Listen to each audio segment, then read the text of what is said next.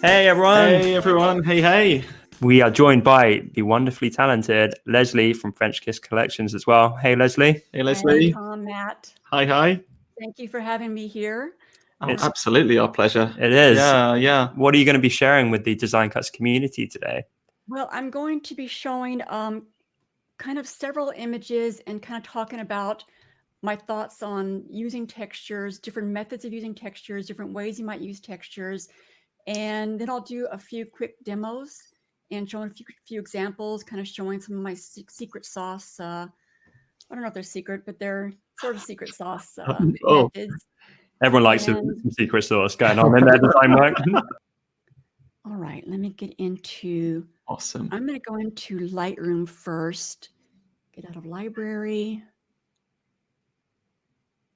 Okay, I'm first just going to go through kind of an overview, and I'm doing this in Lightroom. I made QuickTime slides, but they look so much better in Lightroom, so I'm doing them in Lightroom. And that way I can also quickly open up files if I need to. So first I'm going to kind of go over some before and afters. There were some people that asked me beforehand what my approach was, what my photographs looked like before I put textures. So I put that here, and I'm going to bring those up. We're going to go full screen. Can everyone see that okay? Yep, we can. Great. So I kind of think of there being two approaches to using textures. That's very simplified. Actually, there's really three. You can use textures as background, and that's where you totally cut everything out and paste it to the background. But when we talk about textured photographs, we're talking about using blend modes so that your texture is actually blending in and interacting with your photograph. And I kind of think of that in a simplified way, two approaches. You can apply a texture to a photograph that's in an environment that maybe has a color, and it really just brings a little bit of texture and tone to the image. And you can do beautiful artistic things this way, but it's usually a more subtle effect. And this one I photographed a zinnia with a macro lens. It was a Canon macro 60 millimeter. And with macros in general, and especially for textures, you really want to have that blurred background. You're going to have the best experience using textures with a really nice blurred background. I think I was like F4 on this, and the background was far enough away that you got enough blur on there. Okay. It's really beautiful though, both the photo and the texture. Absolutely. So another way I use textures is to just add a little bit of enhancement around the edges. Here I photographed this against a vintage satin curtain. So you're already getting some kind of nice texture and movement. And then I just use the textures to kind of create a textured vignette on this photograph, to kind of vignette it with textures. All right. Now, the next approach is where I like to think of it as using textures as paint. And before Photoshop, before digital, and I did analog, back then hand coloring was very popular, and I was a professional hand colorist. So I used paint with my photographs. So I think of textures as adding paint to my photograph. And I did have a question this week about, do I photograph with a white background? And I often do. I'll often use a white background in anticipation of using textures. And one thing I really want to talk about is that I would often get questions from people saying, well, how do you cut out your images? And the thought is that I'm pasting these images onto a background. And if you're doing the textures right, this is actually, it's not cut out, it's blended in. And I'm going to open that up later and show you. So my own, I love textures. I love photography, from straight photography to heavily textured, but my own wheelhouse tends to be images that are very textured. I like pushing the limits of between a photograph and an illustration, but you don't have to go that way. This is one of my customers, Julie Molt, and she does beautiful work on, and this is the same exact texture, but in her usage, it's very soft and delicate. So she would have probably used like a soft, light opacity, very low opacity, and a lot of masking. Whereas on mine, I'm using a multiply blend mode, and it's a high opacity and lightly masked. Stunning. It is. Yeah, that's what I love about these textures. They're so versatile. You can go like super heavy mixed media, in your face artistic, or it can just be a nice kind of delicate embellishment. For Yeah, sure. it's all great. I mean, you can just put like a tiny touch of texture, or you can just really, push the limits. And here's another example, just photographing against white and adding a texture. And that's not totally masked. I mean, there's a little bit of masking. Of course, you want to clean up the whites and some of the petals, but it's not like the stem has hardly any masking at all on it. Nice. Now, here's an example where I'm really pushing that idea of painting with textures. I don't know if you can see down at the bottom of this on the left, the before.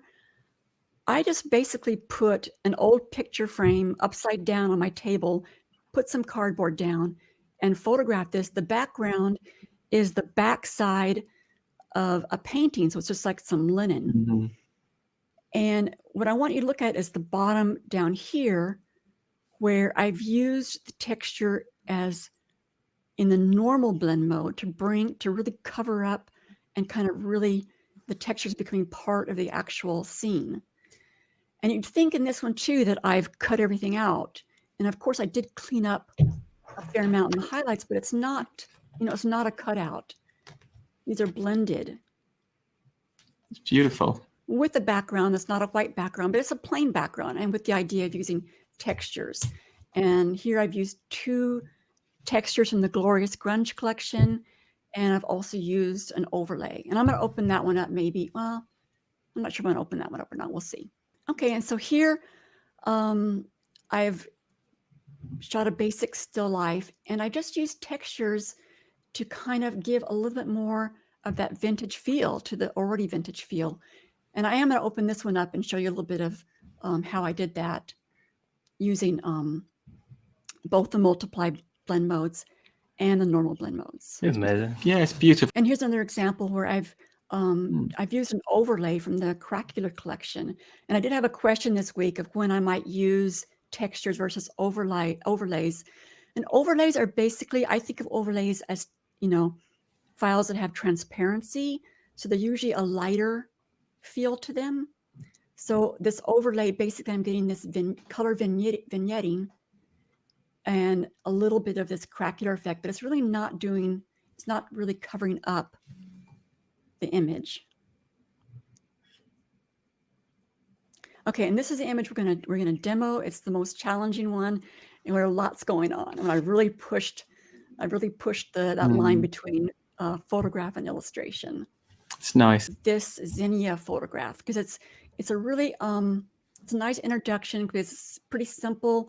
And if you're new to textures, it'd be a nice way to jump in and using a nice technique. So let me find that file. So my workflow is that I start in Lightroom.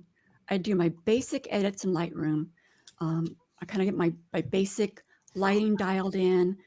If there's heavy burning and dodging, I do that in Lightroom first. So I'm working on my raw images. Let's see. I'm going to go over here to my raw. This is my raw image. I'm going to go into the develop mode in Lightroom. And okay, I'm going to use the / key, and you can see the before. And you can see I was pretty dark. That was my total raw exposure, my raw image with no edits to it. And what I've done here is I up the exposure by 20 plus 25. I decreased the highlights a little bit because I know that I'm going to increase by increasing the exposure overall. And I know I'm going to be adding contrast and textures, and I don't want any of those to get blown out. So I just pulled back those highlights a little bit. I pulled up my shadows a little bit. And on the curves, I pulled the midtones a little bit up. And so it's just really a basic edit before I come into Photoshop.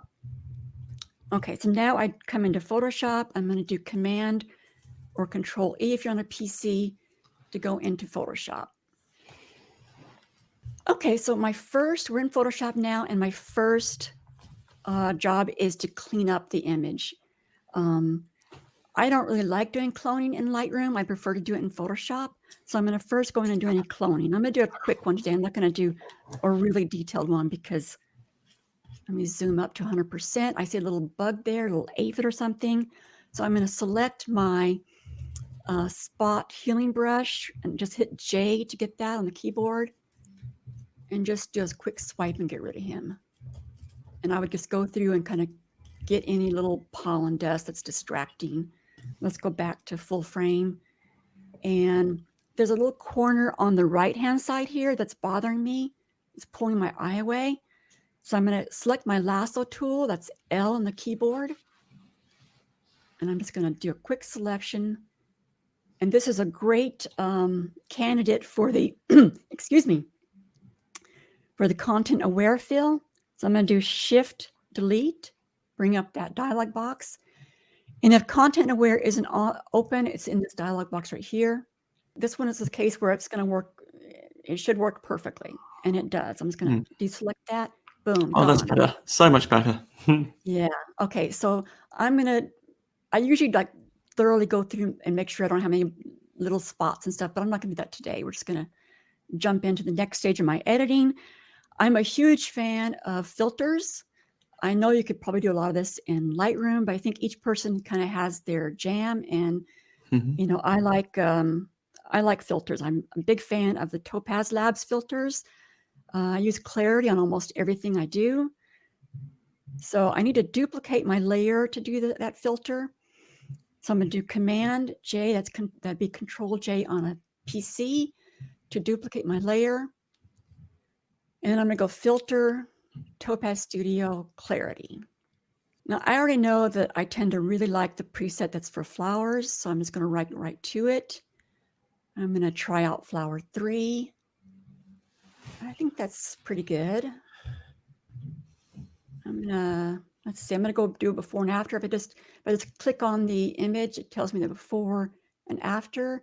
I'm getting some really nice pops on my shadows, a nice vibrancy and structure. I think that's pretty good. I'm going to hit OK. Now, I like to just open up my textures and drag them over. I know that a lot of people do place embed, but for a lot of reasons I'm not going to get into, I just prefer to open it from Bridge. So I'm going to go to the, let's see, where's it at? Hello. Impasto Fresca collection and open up the merengue texture. All right, so it's up here. I'm just going to grab it, drag it over to the tab. I like working in tabs, by the way. And then drop it onto my image. I'm going to hold on the Shift key so that it's centered. There we go. And I'm going to go ahead and put this onto soft light. Usually in these kind of images where it's an environment, there's colors, soft light and overlay are going to be your go-to starting points. That's a little too heavy. I'm going to bring down the opacity to, let's say, 55%, 54%. And I want my texture to totally fit the image the way the texture is. So I'm going to do a transform on that, Command T or be Control T on a PC. And I can't see my transform bounding box because it's outside the frame. So I'm going to hit Command 0 or Control 0 on a PC and then resize my texture. Okay, I'm going to hit Enter to accept that. Let's go back to fill the frame. Okay, that's looking pretty good, but I find I almost always want to tweak that texture. So what I'm going to do is do a levels on it, a levels adjustment on it, and I never, ever apply the adjustment directly to the layer. I want to work just non-destructively because I may want to go back and make some adjustments once I start adding other elements, or when I look at it another day, I might think, oh, I don't quite like that. So I always work non-destructively. So I'm going to go over here and do an adjustment layer. I'm going to select levels. And now I'm going to clip it going to clip this to my texture so that it's only going to affect my texture. I'm going to use a clipping mask, and there's several ways you can do this. For today, I'm going to go up to my properties panel. That's always right above my layers, and click this little square with the downward pointing arrow. And that's going to clip that levels layer adjustment to my texture. And now anything I do in this adjustment layer is only going to affect my texture. So I'm just going to give it a little more contrast. I'm going to up those highlights a little bit. Okay, and that's only affecting my texture, not my image. But it kind of in turn impacts the whole image and the Sure. brightness. Well, yeah, it kind of does, but it's, you know, especially if you're doing colors, it makes a difference, because if when I'm changing the color, I don't want to be changing the color of the image. Yeah. And you'll see that more when I get into the other demo where it's much more dramatic.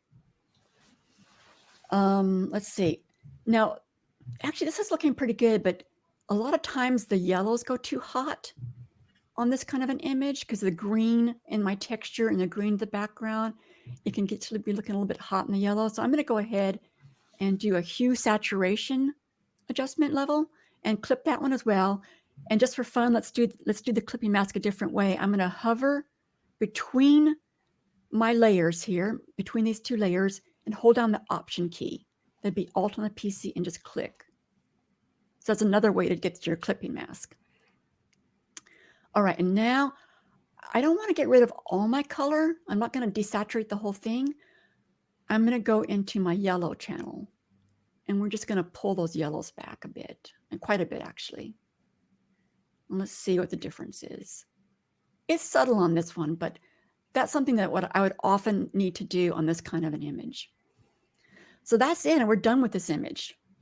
So that's a really easy way to get started with textures, is using this technique of a little bit of texture with soft light on an image, like a macro image.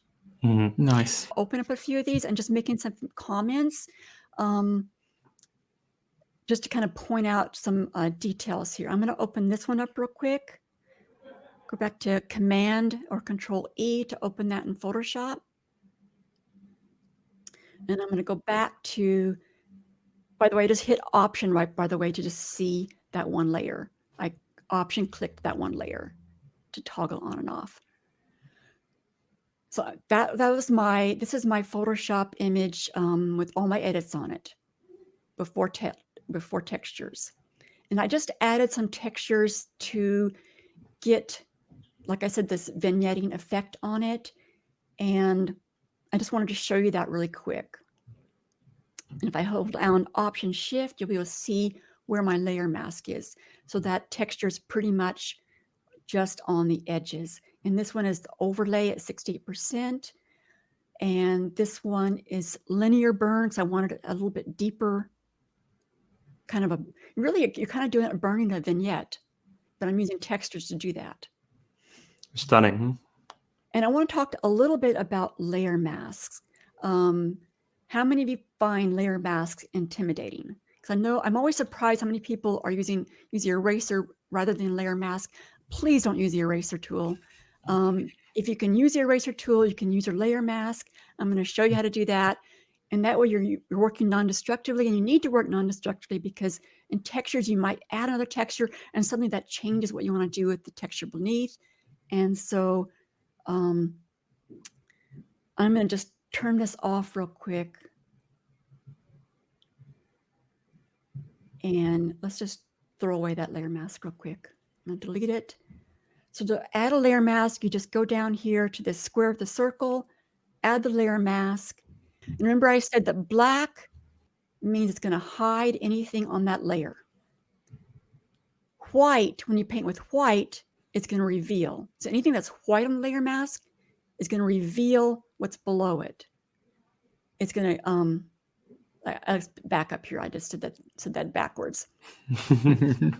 Okay, if it's black, it's covering up anything on that layer. So it's kind of like using the eraser. You're cutting away what's there.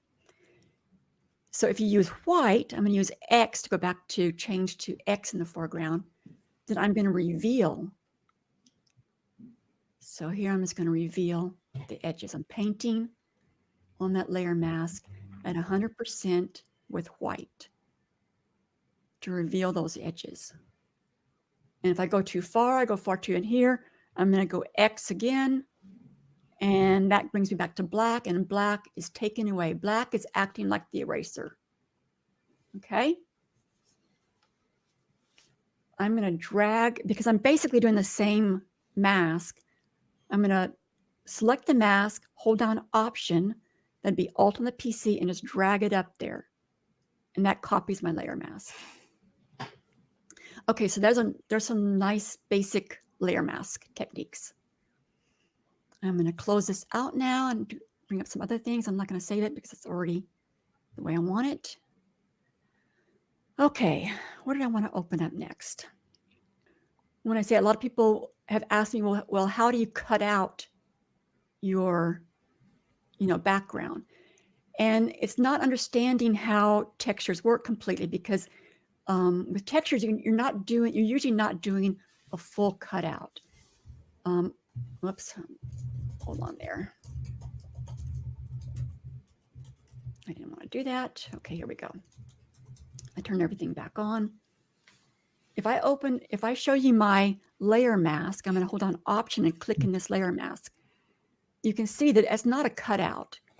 There's a lot of it masked, but it's not solid. And there's areas up in here that are masked. And there's kind of a grungy effect where, so a lot of that texture is on top of the quince.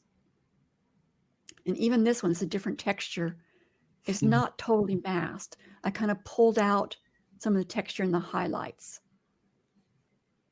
Nice. I have all my edits here in Photoshop. I'm going to group my textures so I can turn them off. I just selected all of them. I just selected the first one, shift clicked it, and selected all of them. I'm going to group it by doing Command G, Control G on the PC. And I do that a lot. I group my textures to just kind of make things tidy, and then I can easily turn them off to see what's going on. So what I wanted to show you, I'm going to turn this off, is I put this texture on and multiply at 87%. And it does have quite a bit of layer masking, but it's not 100%. I didn't cover up the, everything in the thing, this books and the ball and the thing, they're not even covered up, but this texture is kind of light in the middle. So it's blending in nicely. I'm getting mostly detail on the edges, which is really working nicely to kind of frame the image and give more of that vintage feel to this image. But I want to kick it up a notch. So this is Leslie's secret sauce. Probably everyone does this, I don't know, but I came up with that myself. If I duplicate those, and I've already duplicated, but I selected both. I'm not going into this right now, but I did do an adjustment on that where I really upped the contrast on that texture. Can make such a difference. Yeah. So I'm going to go back to what it was. I want to kind of kick it up a notch, and I've duplicated my main textures above, and now I'm going to put it on normal blend mode.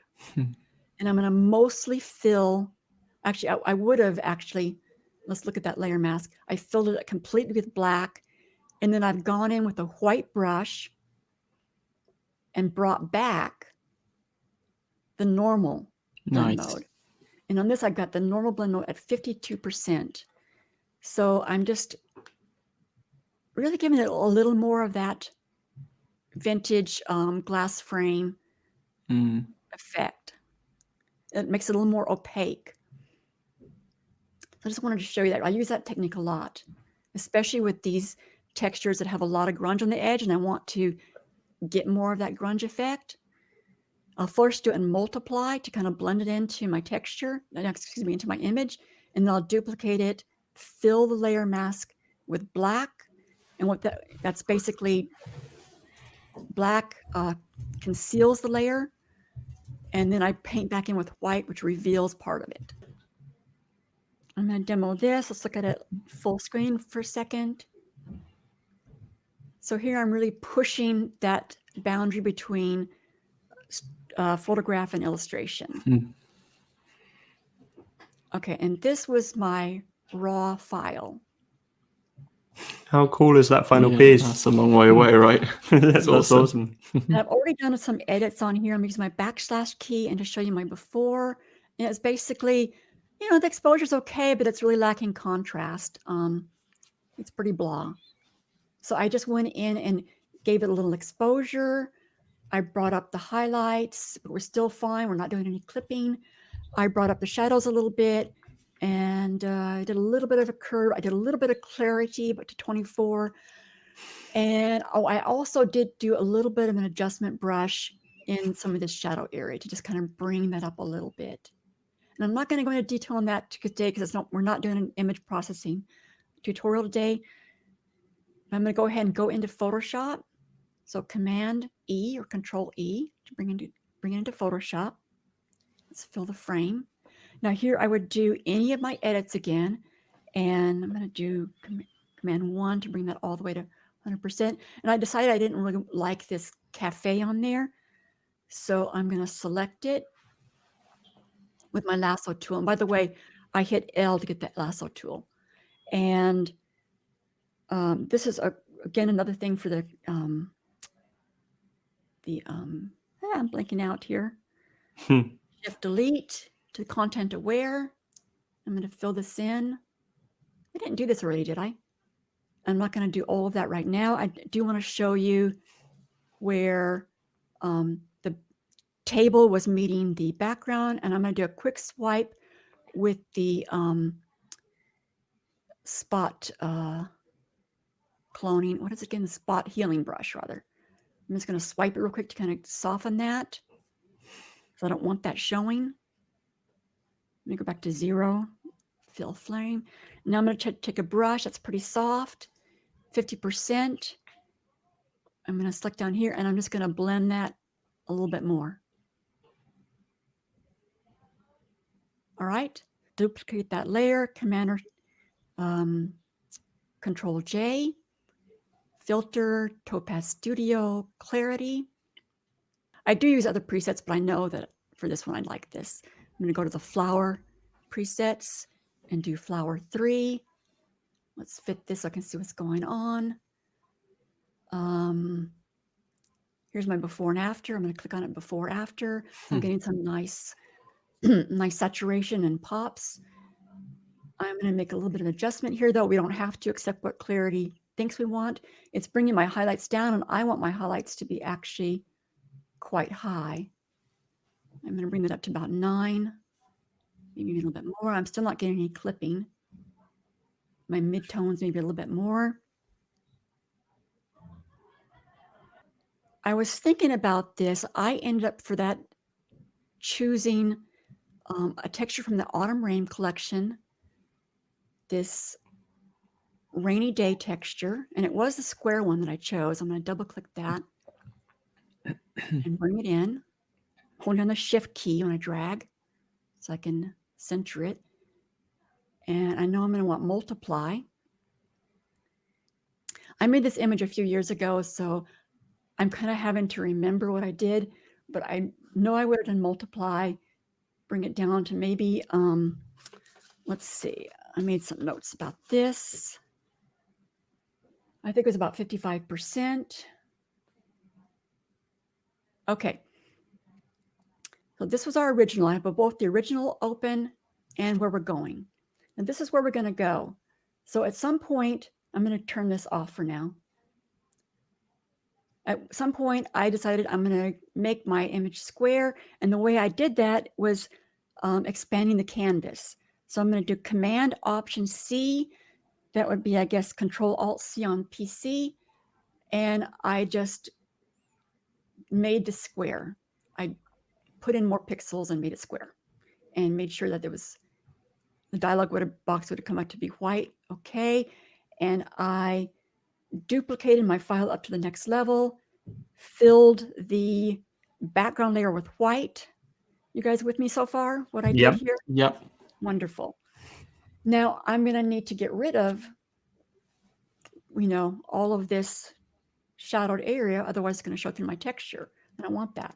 So what I did was I put a layer mask. Layer mask, it'll come in as black. Again, I didn't know that. Me neither. Oh, wait a minute. Actually, I don't want that. I do want white. So Command I or Control I to bring it back to white. Select my brush. I've got my big soft brush still. The foreground is still at black. If it wasn't, I'd hit D. So I'm going to go with this big soft brush at 100% on my layer mask where I'm black and just get rid of this. Being careful not to get into those flowers or the other part of the image. I'm going to bring it down a little bit so I can get into here. And I don't want to risk covering up my image with the white below. So I'm going to check my layer mask real quick. So I'm just going to do Option, click in that, and make sure. This is a great way to check your layer mask. It's not really a problem anyway, but it's good to check. So what I did is I went ahead and did an adjustment layer, and I've already done this, and I brought the highlights way up. It was filled with black, and then I painted back to, if I turn that off, whoops, wait a minute. That's what, I really blew it out and filled it with black. And then I came in with my brush and then brushed in with white this time. Just hit X so I could get, that's a little bit too much. I'm going to go up to maybe 50% opacity and just get a little bit more of that shadow. And I don't have to worry about covering up my image. I didn't totally cover up the shadow. So I know we're good to go here. So let's go back. I've already placed the texture the way it was before. And I decided, so we're kind of back to where we were before. I placed the texture. It's on a multiply blend mode at 55% opacity. And looking at this, I decided, okay, well, it makes more sense to have the blue to be kind of sky. So I'm going to rotate my texture. So Command T, that'd be Control T on the PC. And I'm just going to drag around, holding down Shift so that it snaps to 90%, 90 degrees. So now the blue is up there. So here is where I would start. I put a layer mask, and I'd get a brush and start doing, let's go back to get our foreground in black. I'm going to do X to get my foreground back to, foreground back to black. Take a little pause here. And then I'm going to use a low opacity and just start painting away. Now I'm going to cheat because we don't have time for me to go in and do all the layering that I would have done to get to the original. I'm going to copy my old layer mask by hitting Option. It brings me up my entire layer mask. I Option click in the layer mask. I'm going to do Command A to select, Control A on PC, Command or Control C to copy it. And I'm going to open up my layer mask here again and paste that in. So there we've cheated. Again, Leslie, I didn't know you could do that. But I want to get a little more pop to that texture. So I'm going to again go over here, do a layers adjustment, level adjustment, clip that to my texture. And I'm going to bring the contrast up. Let's drag this to about right there and drag my blacks in. All right, so we're giving that texture a little more pop. We're getting some nice detail and some nice contrast there. So let's see. Let me take a breath here. Okay, so I'm liking that, but I decided, I'm not wild about the colors over here though. So now I'm going to add a hue saturation adjustment level and clip that as well. Now I probably played around a lot, but I already know where I'm going today. So let's clip on the right thing here. I'm going to dial in 47 and saturation 22. So I'm going to use my layer mask and a big fluffy black brush. I'm using my bracket key to make that bigger. I'm going to do 100% because I want that blue. And I'm going to paint back that blue just in that area. And maybe it's a little bit too abrupt. So I'm going to go back to my white, do X, and maybe a lower opacity. And by the way, I'm changing my opacities on the keyboard. So just 4 for 40%. Whenever you can, use those shortcuts. It saves you having to go up here. It's faster. And learning those shortcuts, I really got good at learning a few at a time. So I did another, wrong one. Whoops, hitting the wrong things here. I did another hue saturation and clipped that one as well and played around some more. I already know that I went to 57. And this was just, playing around. But I've lost my blue now. So I'm going to drag this layer mask up to the other one. Option or Alt, drag it up. And there's my blue again.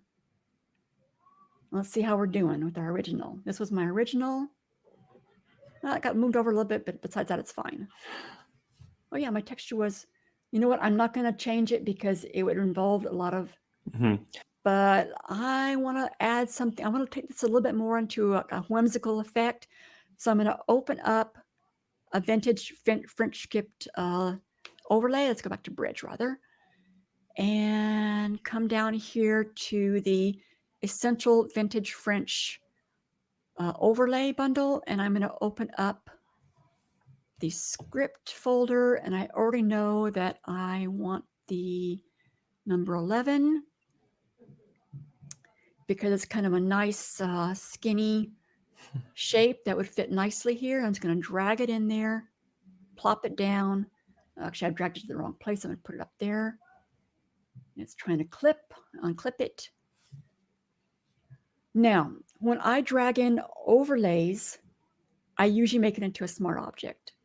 It's kind of overlap because I might change my mind about, what I want to do this. Maybe I want to make it smaller or bigger. I might decide to make it small and then think, oh no, I want it big again. So I do usually make those into smart objects. And the way I'm going to do that is just, if you make any changes to this object, you can get back to your original thing and it's not destructive. If I were just going to do this without a smart object, let's see, I made it smaller, made it bigger again, I made it smaller again, made it bigger again. Each time you do that, you lose quality. But when you do a smart object, it remembers to go back to the original, I guess. I don't know. By the way, you could also get to that smart object by just going to this, do Command T or Control T and just resize that a little bit maybe. Now, obviously we don't want it in black, so we have to change the color. And I like to always work non-destructively. I'm going to go over here to my layer adjustments and pick a solid color. And to start out, you can do anything really. I'm going to go over here to my swatches because you can grab colors from your swatches as well. Pick that pink color and click OK. And now I need to clip that below. So I'm going to hover between these two layers with the Option key and click it. And that clipped it to that layer. So now that color is only going to affect the anything that has pixels in the layer below. And I'm going to select a blend mode. I could have gone with multiply, but I wanted a more subtle effect. So I ended up going down to hard light. I think I suggest, yeah, hard light. 67% is what I had chosen. And it's not really showing up very well in this. So I'm going to make some adjustments. Okay, there we go. So it's just showing a little bit. It's just kind of giving me a little hint. I'm going to move this to the side a little bit. I think I didn't. And I'm going to also put a layer mask on here. Let's zoom in a little bit. Do Command 1 brings me to 100%. I don't really want these flowers to have script on them. So I'm going to select my brush again. I'm going to do X on the keyboard again to get that black, switch back to my black. I'm going to make my brush smaller with the left bracket key. I'm going to go to 100%. I'm doing it on my keyboard. I'm just doing 100 on the keyboard. And we're going to take away some of that. And that's good enough. It doesn't have to be perfect. I'm going to zoom back out, doing Command 0, Control 0 on the PC. And sometimes I'll use even a grunge, get up a grunge brush and kind of like break up that text if it's really strong. In this case, I kind of just wanted like, I'm just going to swipe a few places to kind of just break up so you're not recognizing words. Okay, we're done with the overlay now. So I want to do a little bit more of a whimsical thing by going and grabbing that butterfly. And I'm going to the Bees and Butterflies collection and opening that up. And I'm going to select this little butterfly down here. Blended layers, which I won't go into a lot right now, but I wanted to grab both of those. So I held down Shift to grab both of them. And I'm going to drag it into my layer over here, hit that tab and just ooh, Eddie. So let's see how we did. Oh, look at that. A little bit, but basically we're there. And I think I actually did at the very end put another levels adjustment for the whole thing just because Punch I do it up. sometimes. Yeah. Kind of give me more kick. Stunning. You sometimes do have to make adjustments once you've got everything together. But we're pretty close to the original. Amazing. Right. Stunning. That's so impressive. Yeah. Thank you so much. Okay, I'm going to stop. So should I stop sharing now? Amazing. Thank you. And thank you, everyone. We would love to have you back as well. Love to come back, you guys. This is my first live stream. I was so nervous today.